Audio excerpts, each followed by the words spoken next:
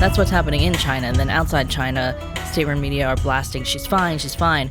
But they are not able to talk about what her original allegation was. Like, they will not say what the incident Well, maybe is. this is what they want to do. They want everyone talking about where is she, and not did the guy rape her? Yeah, I think that's definitely true, because now the state-run media and even the Ministry of Foreign Affairs has come out. They refuse to talk about it for a week. And, you know, the Ministry of Foreign Affairs, every day there's a press conference with journalists, and foreign journalists would keep asking about Peng Shuai. They would keep not commenting about it. And then they'd scrub any mention of it. Like, they'd scrub the questions from the official transcript that they released. And so they stopped, they didn't say anything. And then Zhao Lijian, the spokesperson, finally said something one day about how, you know, after all the stuff had come out, like showing her at a restaurant, or she had talked with the IOC president on video chat.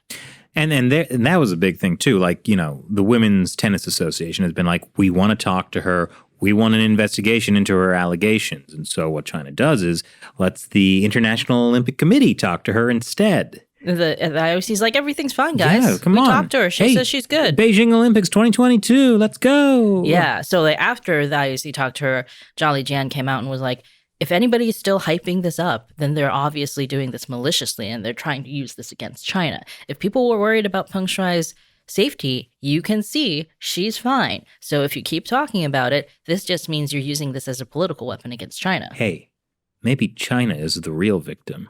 Yes. Like, we really should think about the Communist Party's feelings here.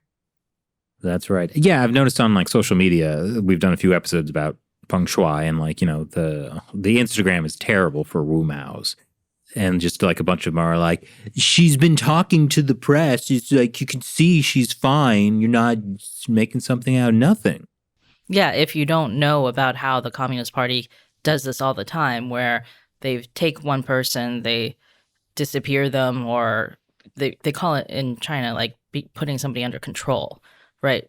Somebody's being controlled. And then they resurface them, and then they disappear them again. Well, not always. This is the point you made in the script that you wrote this week about Peng Shuai, that like every year hundreds of thousands of people disappear in China, so much that they have the word for it, to be disappear. For the most part, they just disappear and no one ever hears from them again. Or it might take years, right? It's only in cases where they are high profile. Right. You have to make enough of a stink for them to be like, okay. Like, there was a famous Tibetan musician, I think. Now I'm kind of forgetting if he was a poet or a musician, but he had disappeared for a long time. And then the Turkish government basically said that they had heard he had died. And then the Chinese government suddenly brought him out, and he made a video where he's like, I am fine and in good health. The hit song / poem, I am fine and in good health. And then they were like, see, this guy's fine. But it was years. Like, he had been disappeared for years. And it was only after the Turkish government was like, we've heard this guy died, that they were suddenly like, nope, here he is. But it happens with Chinese officials that are taken down for corruption. They disappear. Mm-hmm. They suddenly make an appearance. And then the next thing you hear is that they're officially arrested now. Yeah, that they will confess their crime. Yeah. So there's a lot of this reappearance right before they get disappeared again, or they get, actually accused of something. Don't know if that's going to be the case with Peng Shuai, because it's interesting that there have been actually a bunch of high-profile sexual assault allegations in China over the last few months. Chris Wu, the Canadian Chinese pop star, and then there was a Chinese pianist. But in both of those cases, it was like the guys got in trouble. But Peng Shuai makes this allegation against a former Chinese official. Peng Shuai is in trouble. Mm-hmm. Nobody's like, is Zhang Gaoli okay? Hey, maybe that's what we should be asking. But that's the thing, right? For Peng Shuai's situation is so much more politically sensitive, because she's not accusing some pop star. She's accusing a Chinese official. One of the top members of the Communist Party. Yeah, so that is what happens to her. So we don't know. I think what the Party is hoping is going to happen now is everybody's going to kind of forget about Peng Shuai and stop talking about it now that they've let her appear. And so next... To be fair, the U.S. media has a very short attention span. Yeah. I mean, I think this is the media business in general, right? Mhm. Like, who's talking about Afghanistan anymore? Or the protests in Cuba. Right? So we don't know what's going to happen next. It depends on whether, let's say, the Women's Tennis Association is going to keep talking about it, or that, you know, in the run up to the Olympics is probably the best time for people to keep bringing this up because she's a tennis star.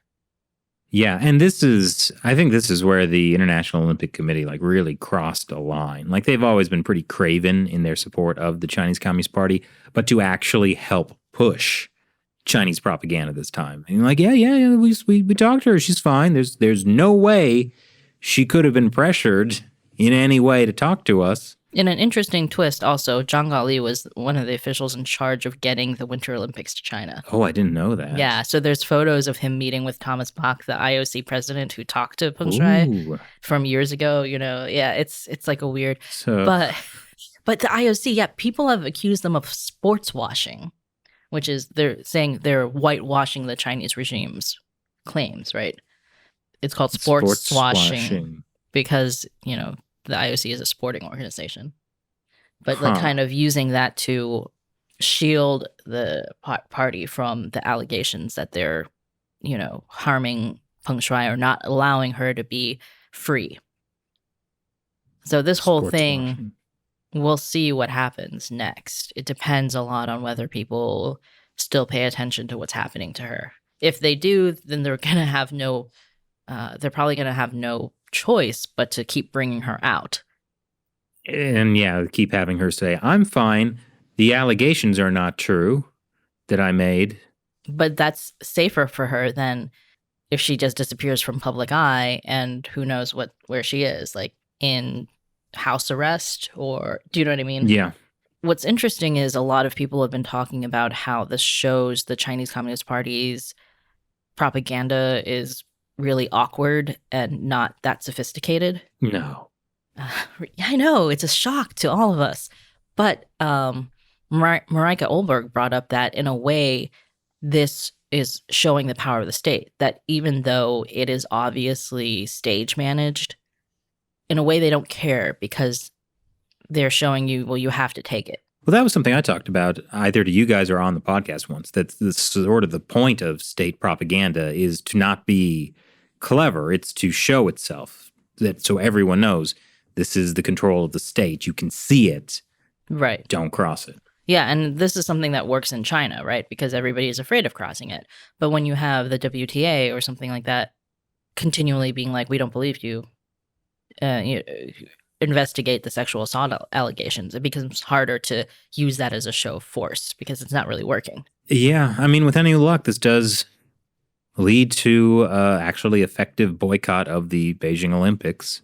I know the Biden administration has been, I don't know if they've confirmed that, but there's been like rumors that they are going to do some kind of political boycott. Like a diplomatic boycott where, you know, officials wouldn't go. Mm-hmm. U.S. officials wouldn't go, but they wouldn't stop athletes from going.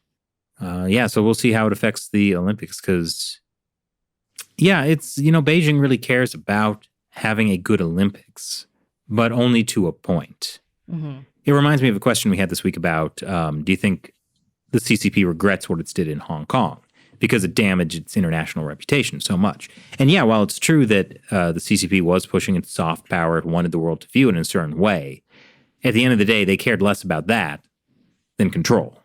Yeah. So the Olympics, I think they don't care about the Olympics as much as they cared about the Summer Olympics in 2008. Mm-hmm. That was very successful at duping people into what the Chinese Communist Party was. Yeah, and you know, they cared about that up to a point where they were like, okay, we're gonna let human rights activists protest or whatever, but it was all farce, right? Because the protest zone there was nobody there because they'd already arrested everybody ahead of time or shipped them away from Beijing, put them under house arrest. So they're not willing to give up the actual control, to your point, for it to look better for them.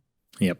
And, you know, Just kind of shifting topics a bit, but Enes Kanter has been talking about the Peng Shuai thing, and like he has been on a roll as far as pushing every button the Chinese Communist Party has. He's been unapologetically. Yeah, it's amazing to see, especially from somebody in the NBA, considering the NBA's history with China. But yeah, he's been talking about Taiwan, organ harvesting, Peng Shuai. He's directly saying, like, you know, they're afraid of China. He's attacked like LeBron James and like John Cena for basically sports washing for China, I guess. I'm not 100% sold on sports washing as a term. Could be worse. Kimchi.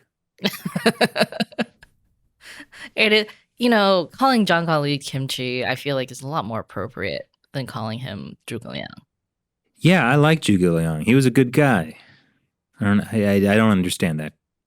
What they're going with that. Because his initials. Oh.